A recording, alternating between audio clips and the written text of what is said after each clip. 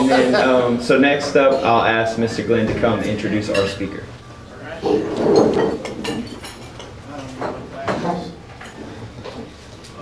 Yeah, we got a wonderful speaker today.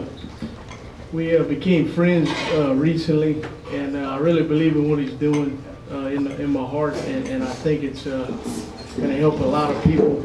But this is Mr. Randy Young, and he's going to talk about, excuse me, Randy Miller. I got a friend. Randy Young, yeah.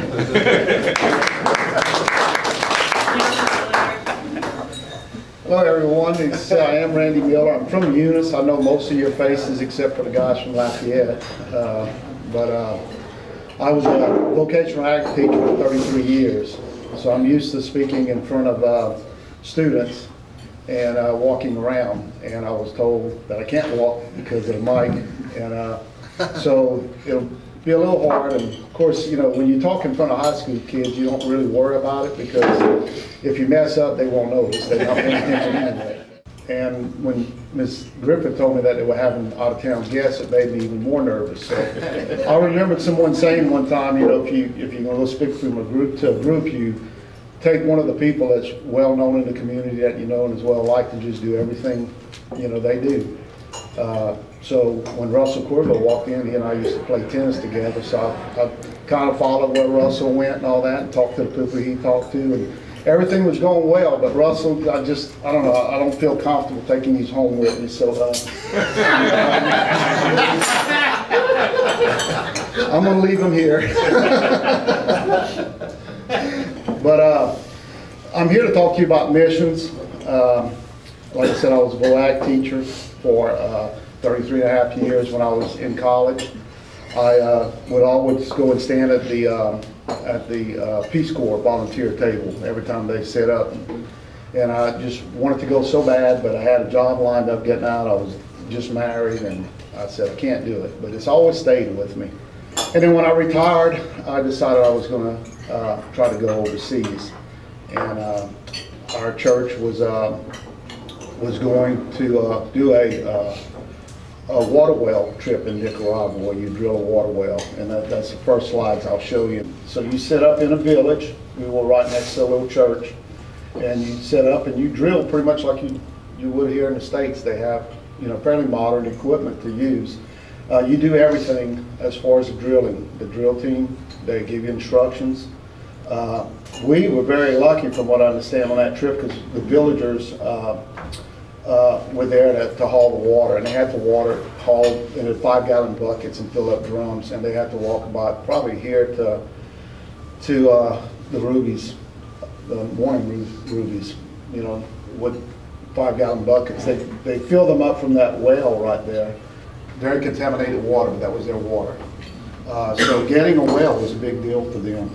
And I mean, you do everything. When you get there, the guys that run the rig, I mean, hand you the grease gun and say grease it. You know, you rotate between 3 or 4 different jobs. And there. Towards the end, we set up the boards to show them, you know, how we were going to set the pad for the pump. They started with shovels. The old man to your right with the cap and the whole facing this way, 70-something years old, and he made me look bad. Something that was interesting to me is they don't just use straight cement. They put broken pieces of cement in the form, and then you pour the cement over it. So I guess it cuts on the amount that you use. And ran the pipe. You can see part of the church. A lot of the villagers came and watched that part. Wow. One of the things you do is everybody that was involved in the drilling takes some marks a lot and write your name. So I got my name in Nicaragua. They won't see it until they pull the cover off, but it's there. And that's the actual pump that they do. And everybody in the village is welcome to come and get water. You don't have to be a member of the little church that we did it at or anything. It's a community pump. And so what they do is that becomes a mooring spot for all the people in the village. They go collect their water in the morning.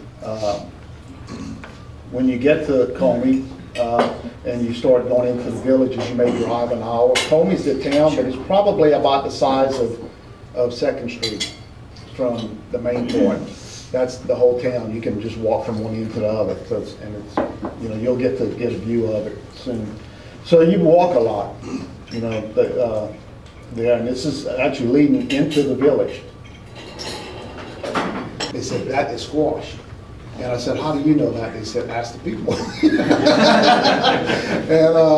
And I didn't cut one, but they claim it's a squash, not a watermelon, but I think I might have had another picture of a bunch of them stacked. But that's the actual village right there. Now you see electrical lines running through there, but not many of them have electricity. That's just kind of a passing thing. There's a close-up shot of it. Every house in the village, oh, there's a good shot there.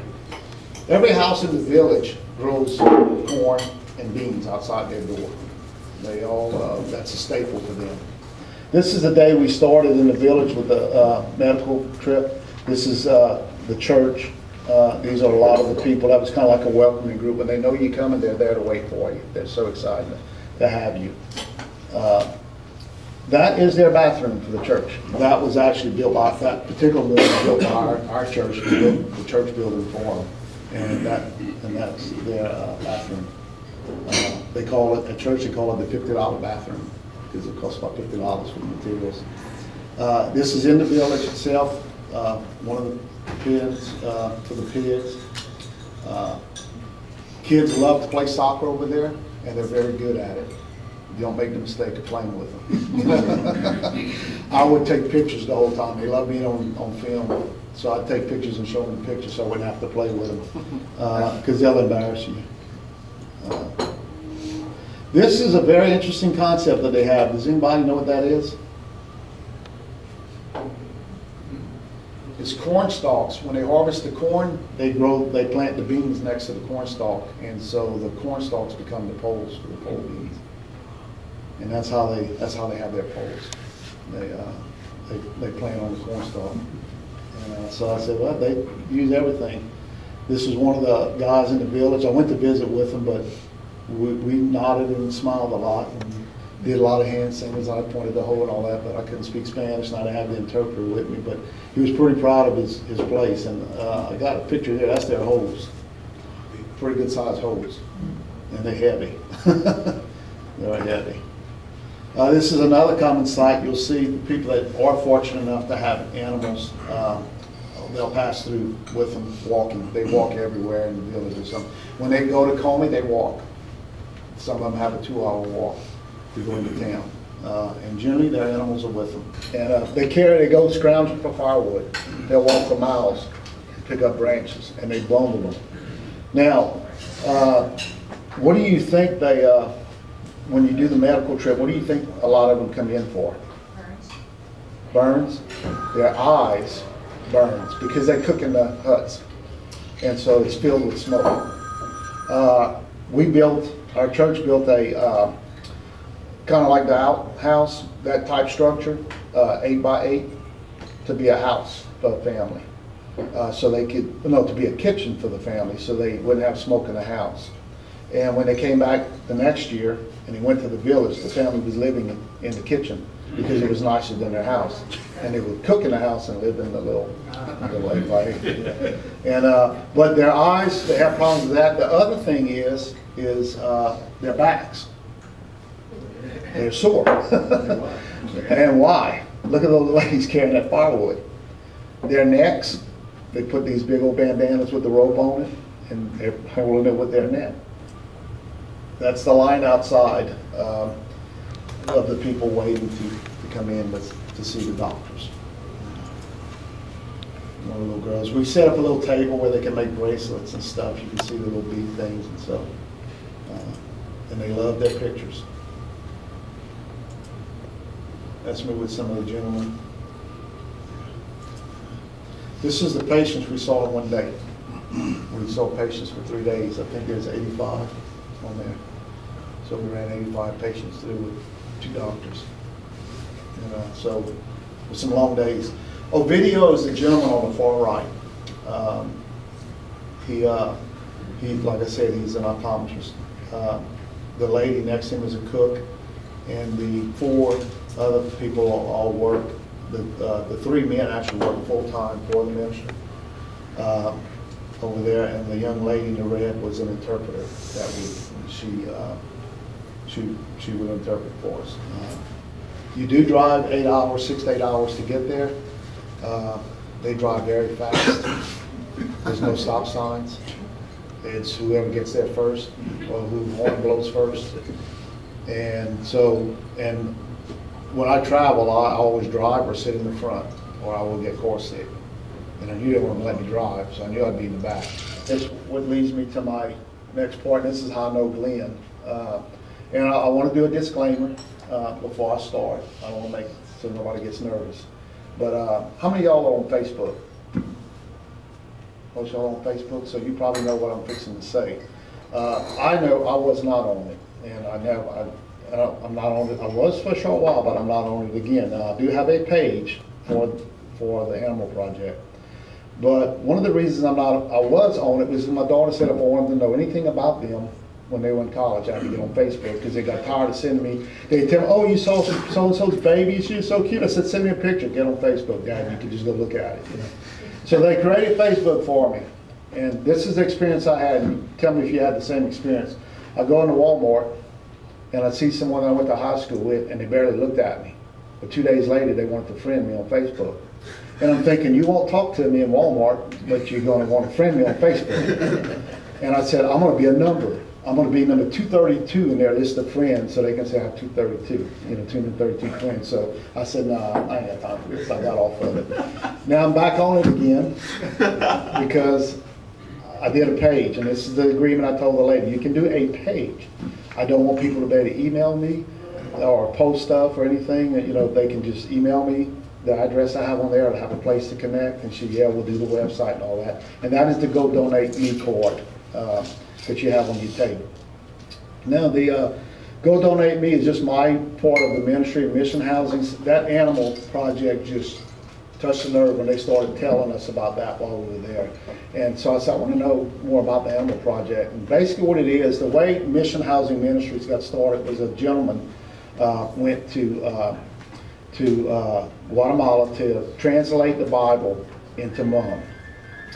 And while they were there doing it took them years and years. A group of friends of his from Florida, they would go as couples to the village he was staying at, and they would volunteer whatever they could do in the villages. They would do to help people out. They fell in love with the people in the villages. They fell in love with Guatemala. So they started going on a regular basis, and they came to realize that, hey, it's not safe sleeping on a dirt floor in the village with our stomachs and stuff. We're not used to all the bacteria and things, the parasites that they have here, and so we probably ought to make different arrangements. Well, you're in villages, there's not a whole lot. So they ended up buying a little place in Coney, and where they could stay at. And then they hired the lady who cooked. When they would come in, she would cook for them. She processes everything. She washes everything down. I watched her one day with all the fruits and vegetables. She puts a little bit of bleach in this pot, in this pan, and washes them real good and cleans them. And nobody ever gets sick, while over there, because she takes good care of you. So they started doing that, and pretty soon people said, we want to go with you. And that's how Mission Housing Ministries came about. And so now they take up a church or a youth group or a Boy Scouts or anybody who wants to go, they can go through Mission Housing. And they do everything for you, those people there do all the arrangements. So when they mentioned about the new project that they were doing was the Animal Project, it started by some kids who wanted to send money to Guatemala with their parents when they were going on a mission trip. So they did a petting zoo and in their little town, and they collected $1,000. So they sent $1,000 with their parents, specifically to buy animals. And probably in the kids' minds, they were going to buy pets, There were dogs and cats or whatever. They got there, they talked to the local ministers and stuff, the priests and different pastors and stuff, and they agreed the money would be well spent buying animals for some of the villagers who couldn't afford it. And supply feed, teach them how to raise the animals, and turn it into a business. And so that's what they had started doing. And I said, well, how long y'all been doing it? I said, well, we got the money about 2 years ago, and we spent it all, but we really don't know what to do with it. None of us are really animal type people and all that. So, that's playing on my mind coming back to the States. And so when I get in the States, I call the guy from Florida, and I say, while I was there, you know, on a medical trip, I heard about the Animal Project. I'm kind of curious about that because I'm familiar with an organization called Heifer International that y'all may know of, and I said they do something very similar. And I said, so I'd like to get involved. And Eric, who's the guy I was spoken to, said, so what's your background? And I said, well, I'm a retired vocational agriculture teacher. And he didn't say anything, so I thought, boy, he must have really had a bad time with his ag teacher in high school. You know, like ag teachers, I'm just waiting forever, you know. And he says, I've been praying for you for about a year now. And I said, what do you mean? He said, we don't know what to do with this. We're not animal people. I'm a, you know, he's like a CPA or something, you know. He said, we want to do it. There's a need. People are clamoring for these animals. The people that have it are doing great with them. We need help. And I said, well, you know, everybody goes on a mission trip, they come back a changed person. If you've ever been on one, you know that. But when you come back to the States after a few months, everything kind of gets back into a routine, and sometimes we forget about the, you know, that place. And so I didn't want to speak too quickly and get ahead of myself. So I told him, I said, you know, sometimes God has to knock me upside the head to get me to do something. So I said, this time I'm gonna let him make a decision for us. And he said, how's that? I said, I'm not going to go, and this is my disclaimer, I'm going to tell you right now. The second thing besides Facebook that drives me crazy is you get old classmates that send you a letter that they're going to Timbuktu on a mission trip.